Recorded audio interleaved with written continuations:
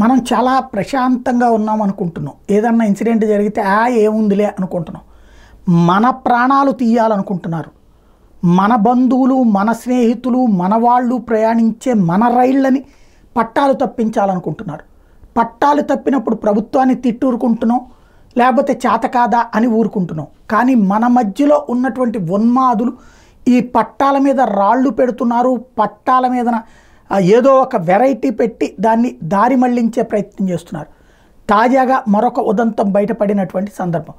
వందే భారత్ మీద రాళ్ళేసినటువంటి కుట్రల కంటే కూడా అవి చివరిలో కంటిన్యూటీ, దాంట్లో సాక్ష్యాలు దొరుకుతున్నాయి, సీసీటీవీలు ఇవన్నీ తెలిసిన తర్వాత వాటిని తగ్గించి ఇప్పుడు కొత్తగా టోటల్ రైళ్ళని పట్టాలు తప్పించేటటువంటి కొత్త ఎత్తుగడకి స్టార్ట్ చేశారు. ఈ ప్రమాదం అన్నది ముదిరి పాకాన పడుతుంది. ఏ పెద్ద ఎత్తున చనిపోయారంటే కనుక ప్రభుత్వం ఏం చేయలేకపోయింది అని తిట్టిపోస్తాం. కానీ మన మధ్యలో ఉన్న ఉన్మాదులకి ఇది తప్పని చెప్పలేకపోతున్నాం. ఆలోచించుకోవాల్సి ఉంది.